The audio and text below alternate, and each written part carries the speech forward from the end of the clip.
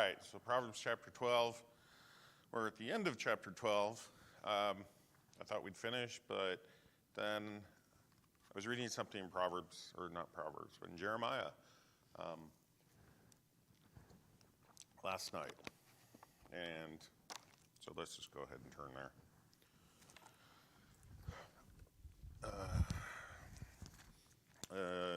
Let's see, Jeremiah chapter 38.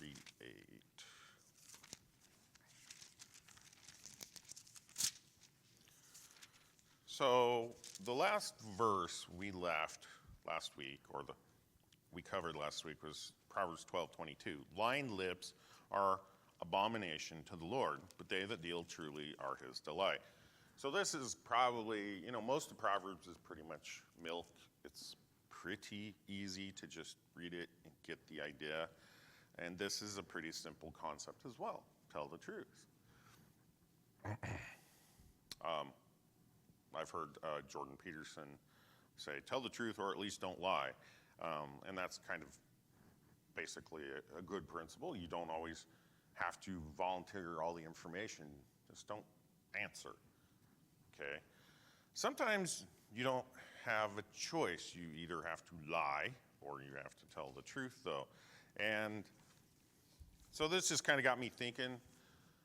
So I would consider this doctrinally a little bit more of a minefield, because we're going to talk about times in the Bible when there's lying, and not bad people lying, because that's easy. If a bad person is lying, well, he's bad. He shouldn't be lying. Well, what about when good people lie? So Jeremiah was a prophet. He was stuck in prison, and then they moved him back and forth to all these different prison places, from a bad place to a better place, to a worse place, back to the better place. The worst place was the pit. Let's see. So Zedekiah is the king, and a little background. The Babylonians,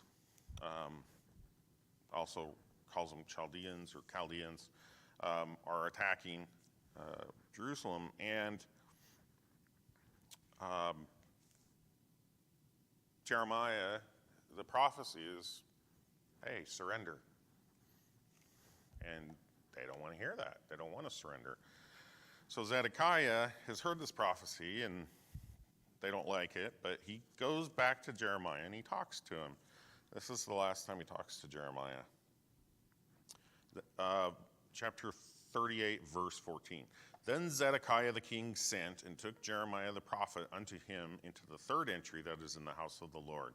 And the king said unto Jeremiah, I will ask thee a thing, hide nothing from me. Then Jeremiah said unto Zedekiah, if I declare it unto thee, wilt thou not surely put me to death? And if I give thee counsel, wilt thou not hearken unto me? So Zedekiah the king sware secretly unto Jeremiah, saying, as the Lord liveth, that made us this soul, I will not put thee to death, neither will I give thee into the hand of these men that seek thy life. That's always important, to get that second half, like, oh, I'm not going to kill you. I'm going to have somebody else do it. So, always make sure you get that second part of the I will not kill you statement. Verse 17, then said Jeremiah unto Zedekiah, thus saith the Lord, the God of hosts, the God of Israel, if thou wilt assuredly go forth unto the king of Babylon's princes, then thy soul shall live, and this city shall not be burned with fire, and thou shalt live, and thine house. But if thou wilt not go forth to the king of the Babylon's princes, then shall this city be given into the hand of the Chaldeans, and they shall burn it with fire, and thou shalt not escape out of their hand. And Zedekiah the king said unto Jeremiah, I am afraid of the Jews that are fallen to the Chaldeans, lest they deliver me into their hand, and they mock me. But Jeremiah said, they shall not deliver thee. Obey, I beseech thee, the voice of the Lord.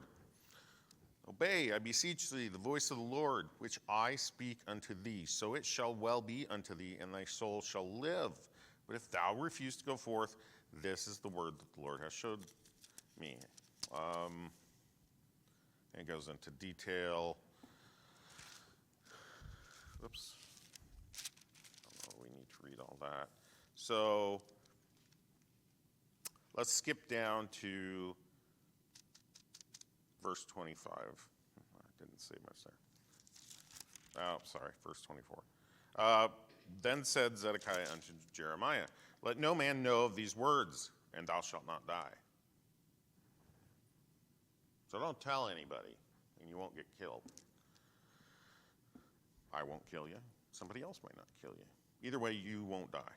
But if the princes, now we're talking about the princes, not princess, princes, the Jewish princes within the city that were powerful, and Zedekiah was at odds with them, or not necessarily at odds, but he had to listen to them and their opinions, and they didn't want to give up. But if the princes hear that I have talked with thee, and they come unto thee, and say unto thee, declare unto us now what thou hast said unto the king, hide it not from us, and we will not put thee to death, also what the king said unto thee. Then thou shalt say unto them, I presented my supplication before the king, and he would not cause me to return to Jonathan's house to die there. That he would not cause me to return to Jonathan's house to die there. So that was part of the prison. Then came all the princes unto Jeremiah and asked him, and he told them according to all these words that the king had commanded. So they left off speaking with him, for the matter was not perceived. So that's where Jeremiah stayed until the city was taken. Now, Zedekiah didn't take his advice, much to his dismay. The consequences were pretty bad for Zedekiah. They killed all of his sons in front of him. They poked out his eyes. That was just immediately. So he definitely should have listened. But that's not necessary. That's an obvious thing. We need to listen. God says something, right? We don't like the answer frequently. Sometimes, I got something. So I told you last week that I had something, where I was given some rumor on Friday. The guy's trying to ruin my weekend, and I'm like, thanks a lot, bud. Just enough to make you worry. So, but I prayed about it, and I said, and I'm able to reflect back on, and anybody can do this at any age if they try. You can reflect back on what God did for you. Clell's a young man, okay? I don't use that term man loosely or lightly, but he went to football camp recently, and that was hard for him. He was scared. He was very nervous. Did not want to go, but he did it. And you know what? He prayed a bunch before he went, and he asked Pastor to pray, and Brother Scott to pray, and me to pray, and Jesse to pray, and Mom to pray. And you know what? He did fine. Okay? So now, even though he's only 14, he can reflect upon when God has done something for him. Okay? So, what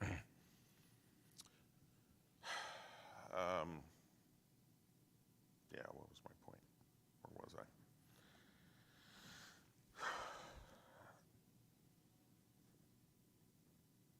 So, anyway, back to Jeremiah and what he said. So why did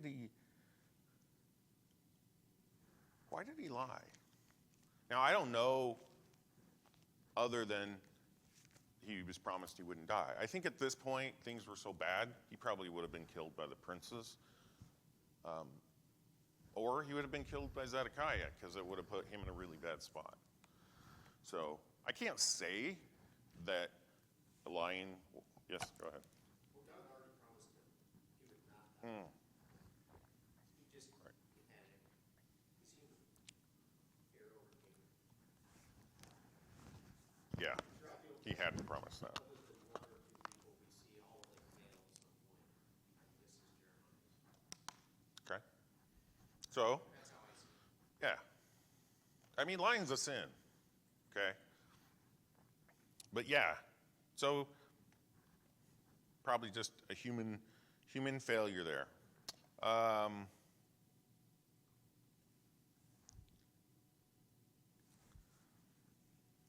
Let's go to Joshua 2.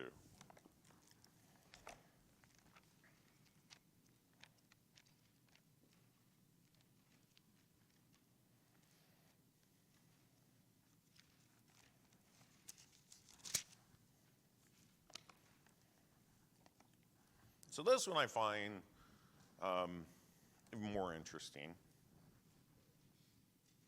because Rahab is counted as a person of faith, right? She's mentioned in the New Testament.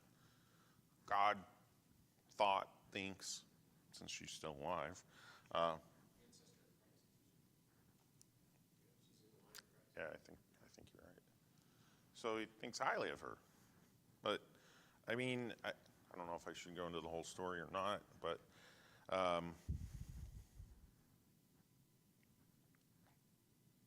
so, just to kind of sum up the story, we have the spies from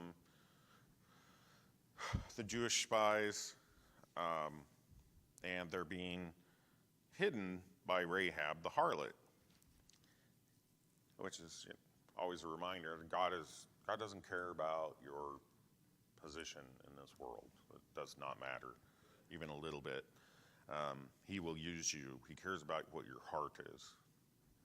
So she believes in God, and she says in verse 10, or actually, let's see, verse 9, and she said unto the men, I know that the Lord hath given you the land, so she's talking to the spies, and that your terror is fallen upon us, and that all the inhabitants of the land faint because of you.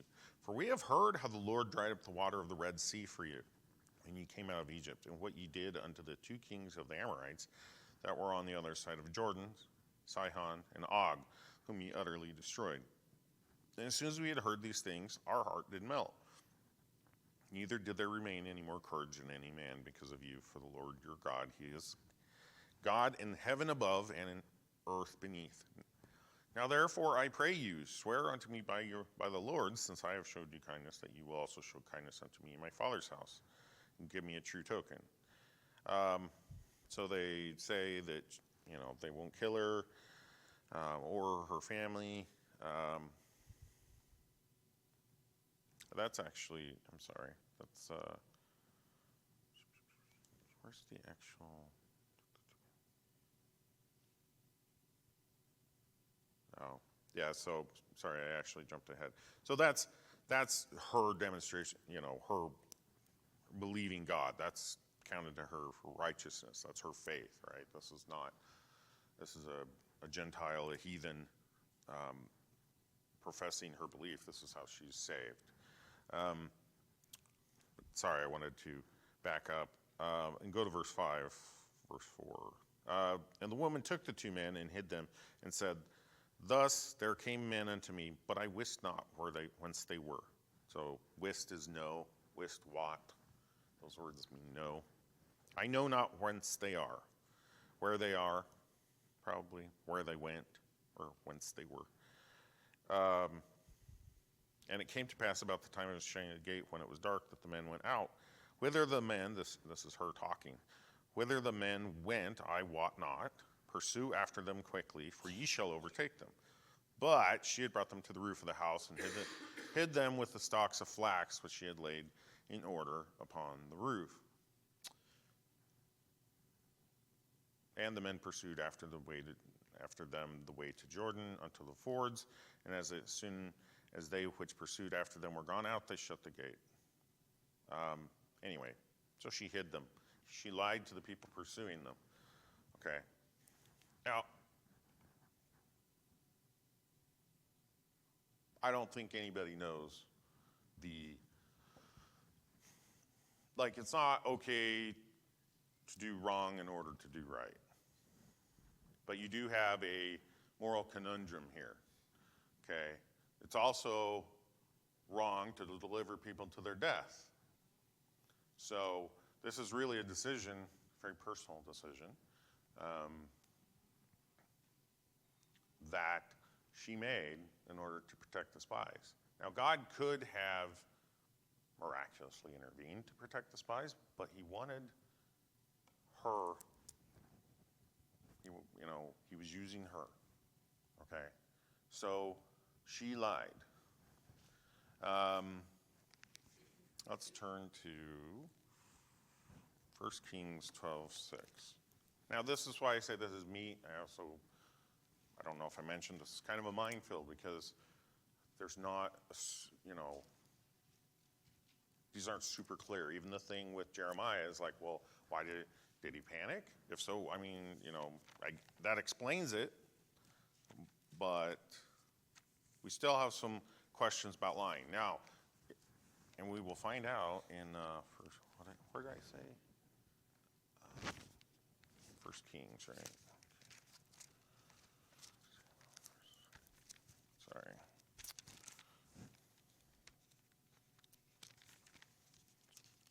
Blame this on me doing my Bible reading last night and thinking about lying and some of our discussions after church last week. So 1 Kings chapter 12.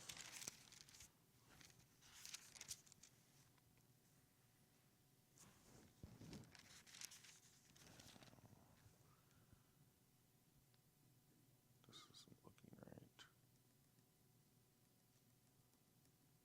This isn't. Oh, that's not right. Where am I? I'm saying you to the first.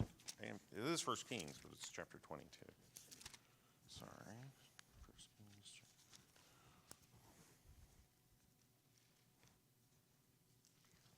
Oh, I'm in 2 Kings.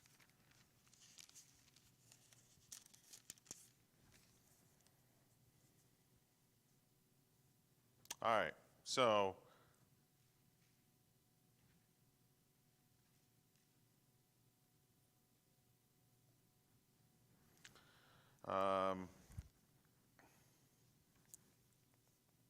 So this is with Ahab, and basically he wants a prophecy, a vision to bless what he wants to do. And Ahab, not a good guy.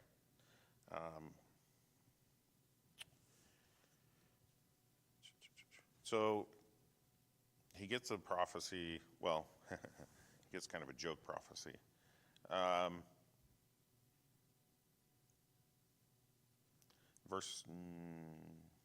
So he gets a joke prophecy in 17, and then in 18, the king of Israel said unto Jehoshaphat, Did I not tell thee that he would prophesy no good concerning me, but evil? And he said, Hear thou therefore the word of the Lord. I saw the Lord sitting on his throne, and all the host of heaven standing by him on his right, on his left. And the Lord said, Who shall persuade Ahab that he may go up and fall at Ramoth Gilead? And one said on this manner, and another said on this manner. And there came forth a spirit, and stood before the Lord, and said, I will persuade him. And the Lord said unto him, Wherewith? And he said, I will go forth, and I will be a lying spirit in the mouth of all his prophets. And he said, Thou shalt persuade him, and prevail also. Go forth, and do so.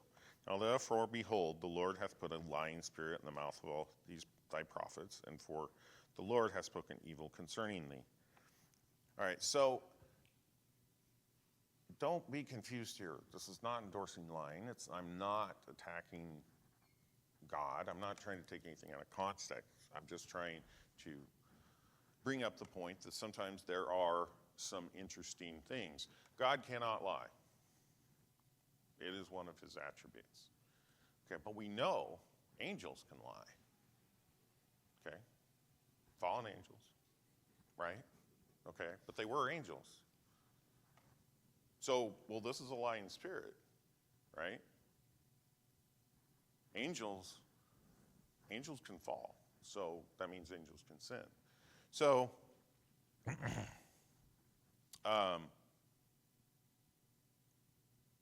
God uses different things. Now, it's like with Pharaoh. God, it says, there's one verse that says, and God hardened his heart. It's like, well, okay, well, he doesn't have a chance. Poor Pharaoh, right? Well, God gave him lots of chances.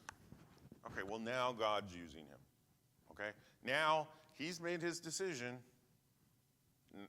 The die is cast now. He's done. He had a chance. Now God's going to use him.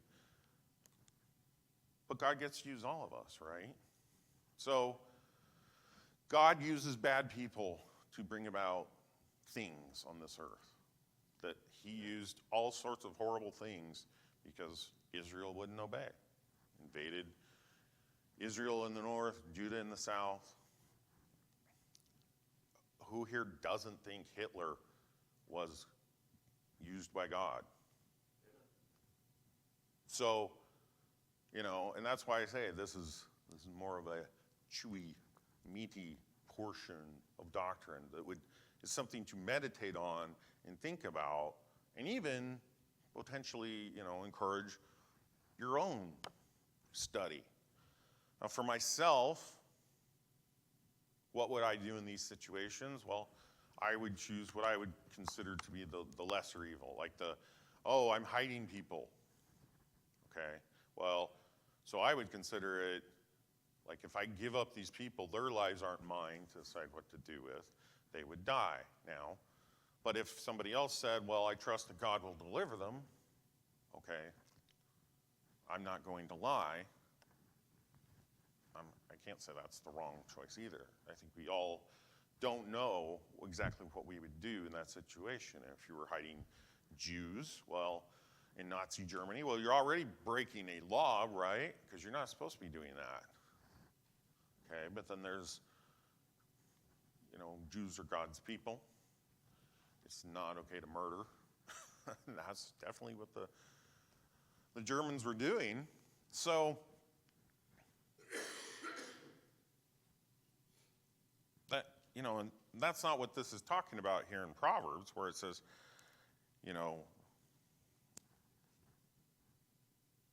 lying lips. But I did want to point out, because I think it's disingenuous to not bring up other things, more complicated things in the Bible, because as Kelly says, we're not a mystery religion.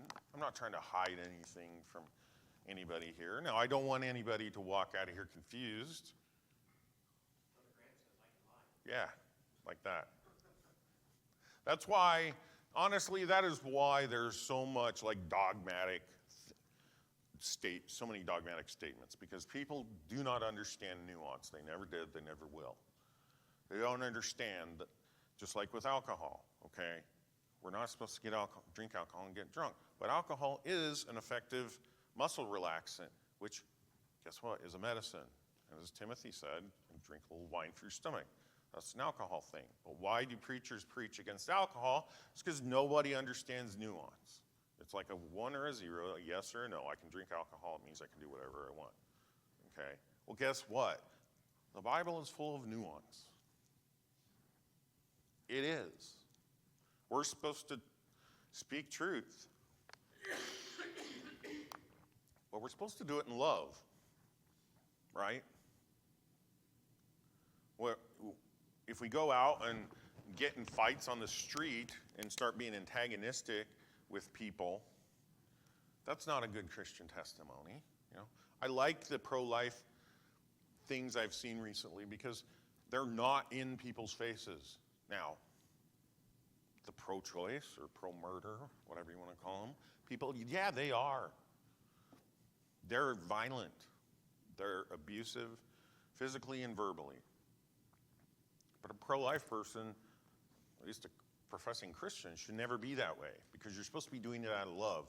You don't hate the young woman who's going into the abortion clinic.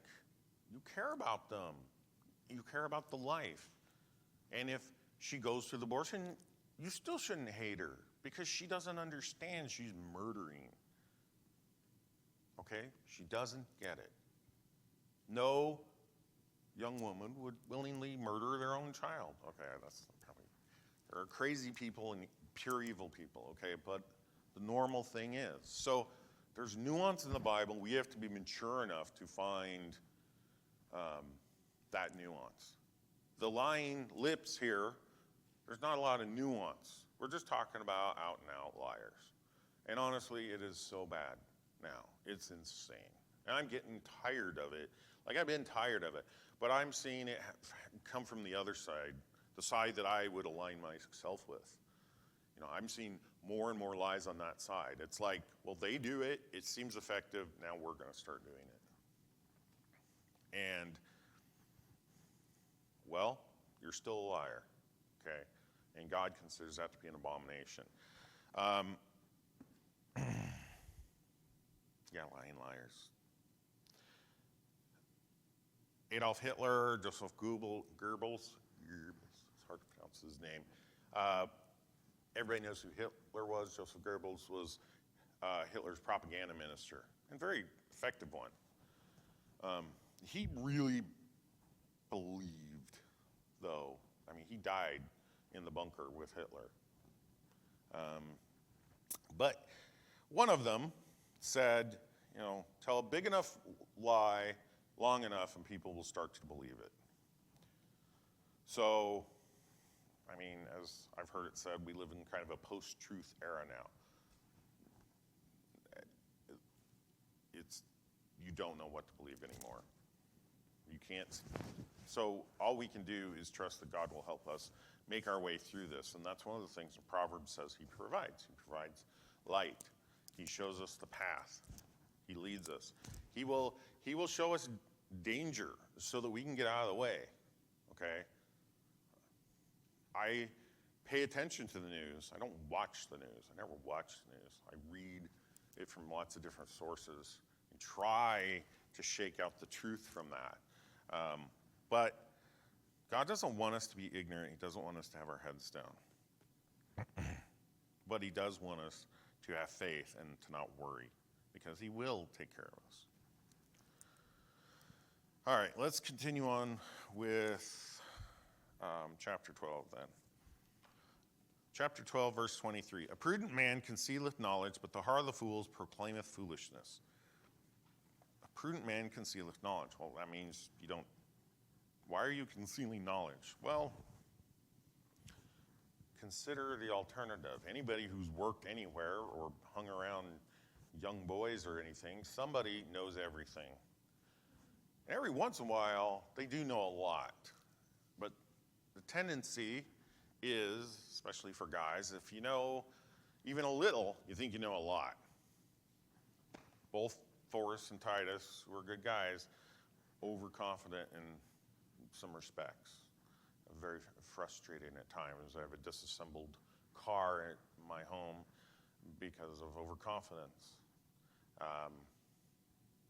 My gun was being cleaned by one of my children, and he decided to fully disassemble it, not just clean it. And then he reassembled it, and it didn't work properly. Okay, so anyway, knowing too much, it's a very common thing. So you need to be confident in your knowledge and speak up when it's appropriate, but usually keeping your mouth shut is the right course of action. A prudent man concealeth knowledge. So Mr. Mike's a great example. He doesn't tell people what to do, but he will offer advice. And if you're talking to him about a problem, you seem like you're interested, he'll give you advice, right? I'm still, at 47 years of age, struggling with the interactions between men and women, because when a guy talks to me about something, they have a problem, now I'm giving them a solution. I'm giving them my opinion, because that's usually what guys want. Forrest called me up the other day, had a problem. It was a horrible problem in my mind and his. And then I was like, wait, am I giving you advice or do you want sympathy? Because I can do both in this case because I feel your pain. And he's like, what do you think? I'm like, I don't know anymore. Okay, because when dealing with my daughters and my wife, I need to be more sympathetic. But my wiring, the hard wiring of my body and my brain, the way God made us is to just give advice. So, women have even coined a term. It's mansplaining. I love to explain things to people. My daughters seem to listen better. And, my boys are like, yeah. But, so I'm trying to explain all this stuff to my daughters about things. I was explaining to Serenity the different drive types of a car, because they're doing driver's ed training. I'm like, okay, here's front wheel drive and rear wheel drive and all wheel drive and 4-wheel drive, but don't get too confused on all-wheel drive versus four-wheel drive, and I know I'm going into too much detail, but, it's stuff I understood rear-wheel drive versus, front-wheel drive at a pretty early age, but I didn't get all-wheel drive versus four-wheel drive. And anyway, we like to tell people stuff. That's guys for you. And so, as this proverb says, it's primarily pointed towards guys. So I think that that's really what it's saying. A prudent man concealeth knowledge. Just don't be a know-it-all. The heart of fools proclaimeth foolishness. You're just gonna give the answer to something you know nothing about. It's always fun to hear young people offer their emphatic opinions about life's problems. It's like, how old are you again? How many experiences have you had? I think it's personally very amusing to listen to a young lady tell me how she can be friends with a member of the opposite sex. That one tickles me pink, because you can be acquaintances, and that's fine. You can be friendly, but if you become friends because of the way God made us, eventually one of you will be attracted to the other. Okay? It just will happen. Even the world knows this. The hand of the diligent shall bear rule, but the slothful shall be under tribute. Okay, so hand of the diligent, so you just work hard, you're diligent, shall bear rule, so they're in charge, but the slothful and diligent shall be under tribute. So a tribute is a required payment for something. It's a tax, essentially. Usually we see tribute as a government paying tribute to, say, like the king in England paying tribute to Vikings, because they're saying, please don't kill us. And they're like, well, okay.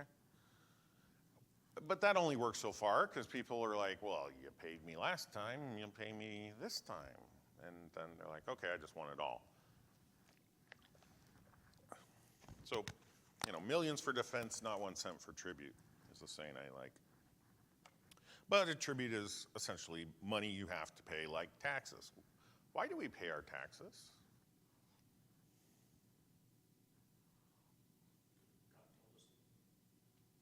That's why you pay. Why does everybody else pay? Why does the unsaved person pay? They have to, yeah, exactly. Okay. Yeah, they will go to prison. The IRS has lots of, yes. The IRS has lots of armed agents, which is wrong, but it is. So taxes are something you have to pay. The slothful shall be under tribute. So what are we saying here? This doesn't say the righteous. It says the hand of the diligent. So we're talking about diligent versus slothful. This is true. If you're a slothful, righteous person, or a slothful, unrighteous, wicked person, unsaved, well, guess what? You're going to be under tribute. If you're a diligent person, you're going to be the CEO or a manager or something. You are going to have rule in some fashion over other people. You could be the manager of Burger King. Okay? You will have some power over other people. In fact, there's many people that I've known who are technical, but they're capable, and then they get promoted into a managerial role because they're capable. And that's something I do not want at all. So I duck it. But that definitely happens because they're diligent people. Verse 25, heaviness in the heart of a man maketh it stoop, but a good word maketh it glad. Hey, when you're sad, it's nice to have somebody encourage you. Now, sometimes that's tough. Brother Mike says something to MJ, makes her cry. Jerk. Come on, dude. Come on. It's, sorry. Job's friends came and sat with him for a week because they didn't know what to say, and they were so shocked by how he was and everything. They didn't know what to say. Honestly, that's where I am most of the time. I don't know what to say. I do feel some things for some people more than I used to. But, then there's when you say the wrong thing, you're doing harm. A good word maketh it glad, but if you say the wrong thing, like Mike, you maketh it sad. So with Job, he called the people, miserable comforters are ye all. I just love that. I try to go and comfort my dad and end up making him agitated, but that's because he's pretty combative. And when he says things that are biblically incorrect, it frustrates me. Sometimes I think, tough love will help. It's not helping. I need to change my tact. Let's see. The righteous is more excellent than his neighbor, but the way of the wicked seduceth them. The righteous is more excellent than his neighbor. Okay, so we know anybody can look at righteous people, and if they're objective, they can say, that is better. Okay? They can say, that person's happy. They don't have much. They just have a family. They have a job. They go to church. It looks like a boring life, but they're happy, And I'm happier now than I was 10 years ago. Probably because I've graduated a couple of my kids and sent them to the Marines, but I'm happier now. So why do people not choose this path? Well, there's obvious reasons of, sin is pleasurable for a season, but the way of the wicked seduceth them. Cannot say that word. So that's sin. Sin's seductive. Go to parties. Everybody's having fun. I want to have fun too. You go to a party, you feel kind of awkward. People are dumb, weird. It's like, well, why do I feel this way? Well, because you're not drinking. Well, okay, well, I guess I should start drinking. So now you have been seduced. Verse 27, the slothful man roasteth not that which he took in hunting, but the substance of a diligent man is precious. There's the word diligent again. So this one I found interesting. I didn't quite understand, but it's obvious when you look at it. The slothful man roasteth, can't say that TH word right now, not that which he took in hunting. So he doesn't roast that which he took in hunting. That means he kills something, but doesn't want to do the work to dress it down, cut up the meat, et cetera, et cetera. We would go hunting when I was a kid, hunting for deer, not for glory or for fun. We did it for food. My wife will not cut up deer meat or deer, so that's off the table for our family. But you can go hunting and enjoy it. In fact, probably the biggest high I ever had was when I shot my first and my last deer. That was just insane. And it was, I had to chase the deer down because I only wounded it because I'm not that great of a shot. And, then I had to put it out of its misery. And that was something I will never forget. There's pleasure in hunting. That's why people do it. To this day, is because it's enjoyable. Now, you may not find pleasure in hunting, and that's fine, but it is for some people. But the person's too lazy to take the food back.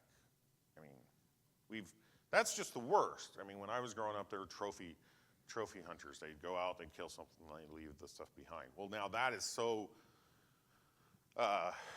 everybody looks down on that so much that now they will, go ahead and bring it home, and even if they don't want it, they'll donate it to some place that will cut it up and, do something with it. But we've seen people donate it, usually butchered and everything, and donate it to homeless shelters and stuff like that. So the substance of a diligent man is precious. So that's your material possessions. Look, my dad couldn't understand that because that made a big difference. That was providing our meat. We made hamburger out of it and all sorts of stuff, and it tasted good. It was 10 or so hours of labor, start to finish. Everybody had to help, but it was a good trade in his mind. It was valuable. So for those that do respect us, I think that's part of the reason. God wants us to be a good steward, and I hate waste. It's frustrating. Okay, my children obviously don't hate it as much as I do, but had a mouse thing break on me. Stupid switches die after a couple years. I've got the things to fix it, but I don't really have the skill. But I still want to fix it because I don't want to throw it away, because I know it's fixable. I think a good Christian should hate waste. Now, it's up to you to define what waste is. What's the proper amount? I know when Kathy was changing diapers, she used fewer wipes than Kelly did. And she might consider the amount of wipes he used, which is about half a package, to be wasteful. But he's like, I'm not getting any of that on my hands, so it's not wasteful. So, All right, last verse, and we're done with chapter 12. In the way of righteousness is life, and in the pathway thereof is no death. And this is just a nice kind of final thought that, what?